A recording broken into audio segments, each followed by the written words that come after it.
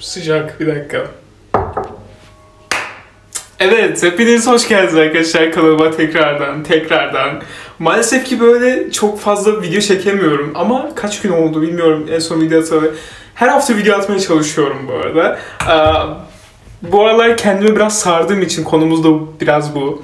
Böyle büyüyünce acaba insanlar her şeyi çok mu kafasına takıyor? Yani büyümek insana daha çok mu düşündürüyor? Ya bazıları için bu bence tam tersi. Büyüdüğünde hani hiçbir şeyi kafaya takmıyorsun gibi oluyor. Yani büyürken her şey o kadar şey geliyor ki bak hiçbir şey kafaya takma deniliyor. Ama sanırım bu bende farklı işliyor. Ya ben büyüdükçe sanırım ya orta yaş krizine erken girdim ben. Hani böyle bir şeyler kendimi çok dinliyormuşum gibi hissediyorum.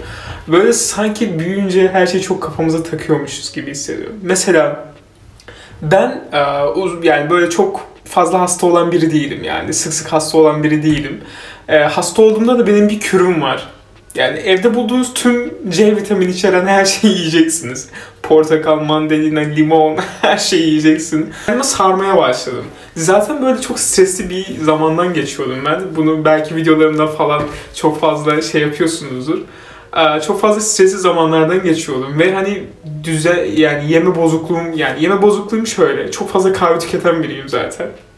Çok fazla kahve tüketiyorum, üstüne stres, üstüne düzenli beslenmiyorsun. Evet, spor yapmaya çalışıyorum ama sanırım onun vermiş olduğu bir şeyle benim reflüm başladı, tamam mı? Bir arada böyle sanırım şey oldum, hani kustum. Ondan sonra benim tüm boğazım falan her şey gitti ve daha sonra zaten hasta olmaya falan başladım. Sanırım büyük olasılıkla ondan, bak hala sanırım diyorum. Doktora gittim bu arada. Ama yani neyse bu bir örnekti yani konumuz genel olarak büyüyünce insan acaba her şeyi çok mu kafasına takıyor? Yani en azından kendine örnek vermek gerekirse bende böyle oluyor. Ama bu durumda hani kendimi özel stresi çok kafama takmazdım. Bu da büyüyünce yüklenen bir şeylerden bir tanesi. Stresi kafanıza takıyorsunuz. Acaba olacak mı? Acaba ne olacak falan diye.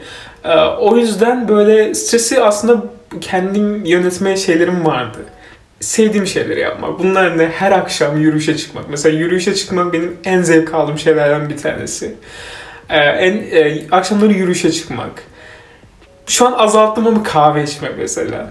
Ve daha sonra hani bilmiyorum canlı yayın falan açıyorum. Böyle video çekmek falan beni çok rahatlatan şeyler. Hani stresle başa çıkma yöntemim. Aslında hani stresi çok fazla yok etmeye çalışmıyorum. Çünkü bu insan yaşamında var olan bir şey. Hani siz stresle yaşıyorsunuz. Stresi de yok etmemeniz gerekiyor. O yüzden hani stresle başa çıktığınızda daha çok strese çıkıyorsunuz. O yüzden bunu birazcık ama bu aralar kontrol benden çıktı. Hani kontrol edemiyorum bu aralar bu stresi. Diyorum ki bu her şey yolunda ama ya öyle değilse. Ya öyle değilse falan. Yani bunu birazcık kontrolden çıktı gibi hissediyorum son zamanlarda. O yüzden hani her şeyi kafama takıyorum. Her şeyi. Yani evet bir yardım almayı düşünüyorum ve kesinlikle yardım alacağım bu konuda. Yani kendi içimden aslında kendi kendimi birazcık terapi yöntemimi buldum açıkçası. Dediğim gibi bu kahve içmek, yürüyüşe çıkmak. Son zamanlarda Deniz Bilgeroğlu'nun merdiven altı terapisini dinliyorum. Hani çok görüyordum. Çok her yerde görüyordum, insanlar dinliyordu falan. Ben yeni dinlemeye başladım. Onun da hiçbirisini istemiyorum artık. Yani hiçbirisini istemiyorum böyle. Sanki her gün terapiye gidiyormuşum gibi hissediyorum onu dinlerken falan. Ya bazı insanlar çekici veya çok şey bulmamış kadın ama son zamanlarda gerçekten onu dinlemek beni rahatlatıyor. O yüzden hani bu da birazcık stresle başa çıkma yöntemi gibi bir şey benim. Ama dediğim gibi ya hani stresi çok fazla şey yapmamaya çalışıyorum. Bu yorumlarda da geliyordu bana. Yani yorumlarda çok fazla geliyordu. Ya şunu çok kafama takıyorum. Yani ilişki konusunda da şunu çok kafama takıyorum. Ne yapmam lazım? Sen nasıl başa çıkıyorsun falan diye. Dediğim gibi başa çıkma yöntemlerim bunlar. Yani kesinlikle insan büyüdükçe, yaş aldıkça bazı şeyleri daha çok kafasına takıyor. Çünkü hani öğrencilikte çok fazla kafaya takmıyordun. Çünkü yaptığın şeyler belliydi. Sabah kalkıp derse gitmek. Ve sonrasında da hobilerle veya kendini geliştirmekle uğraşmak. Çok fazla sorumluluğun yok, çok fazla şeyin yok. Bazen böyle vergilerle falan bu aralar çok gittim YouTube'dan dolayı.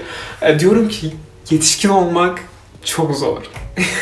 Bunu şikayetçi bir yöntemle söylemiyorum bu arada. Yani yetişkin olmak çok zor yani. Çünkü her şeyi kendiniz yapmanız lazım. Araştırıp, bir yerleri sorup. Çünkü sizin arkanıza gelip şunu şöyle yapmalısın diyen biri olmuyor. O yüzden bu sorumlulukları severim bu arada. Ama bazen bunu kendime çok görüyorum.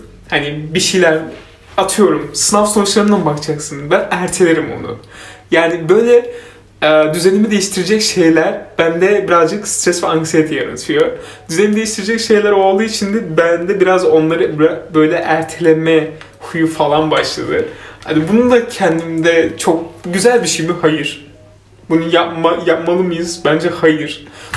Ama yapıyorum işte, bilmiyorum. Yapıyorum, o yüzden bunu birazcık yenmem lazım diye düşünüyorum. Neyse, yani genel olarak böyle. Size içimi dökeyim dedim birazcık. Büyümek birazcık alışılması gereken bir şeymiş gibi geliyor bana. Dediğim gibi dipnot geçiyorum. Asla bu bir şikayet değil. Yani şu an halimden memnunum. Sadece bu bir süreç ve bunu böyle atlatmam gerekiyor. Ama hani atlatmak tabii ki de zor oluyor ki hele ki benim gibi böyle mesela ailem tarafından ben çok şey bilinirim. Hiçbir şey bize anlatmaz. Hani sanki hiç derdi yokmuş gibi. Derdi olmayan insan mı var? Yani gerçekten onların kafaya taktığı her şeyi ben de kafama takıyorum. Ama ben akşam gelip her yere yani kafaya taktığım için insanı terslemiyorum. İnsanlara bağırmıyorum. Yani niye bunu yapayım? Veya bunu dillendirmiyorum. Hani böyle bir durum var, Allah kahretsin nasıl yapacağım diye böyle dillendirmiyorum. Bakıyorum içinden çıkılmayacak bir şey mi?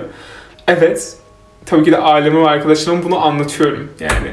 Ama genel olarak çok fazla anlatmayan biri olduğum için dışarıdan böyle her şeyi içime attığım için birazcık da bu sanırım beni rahatsız ediyor. Hani insanlara anlatmayı da çok severim bu arada ama bazı anlatılmayacak şeyler oluyor. Bazı kendi başında çözemediği şeyler oluyor. Onları insanlara anlatmak daha da zor oluyor. Ama üstesinden geleceğiz. Üstesinden geleceğiz çünkü büyüyoruz. Yani büyüyoruz. Bu da hayatın maalesef acı bir tarafı. Büyüdüğümüz için bazı şeyleri kendimiz halletmemiz gerekiyor. O yüzden birlikte halledeceğiz. Bunu ne kadar yani çok fluent konuştuğumu hissediyorum bu videoda. Böyle çok hızlı geçmiş gibi hissediyorum ve hani gerçekten yeni kamera alacağım, yeni telefon alacağım bu arada. Yani 8 dakikadan daha fazla konuşmak istiyorum. Mesela şu an olduğu gibi ama maalesef bu kadar olsun. Sizi öpüyorum. Kendinize iyi bakın. Podcast çekmek çok isterdim. Podcast mi çekseydik? Neyse, bir dahaki video. Öpüyorum. Kendinize iyi bakın.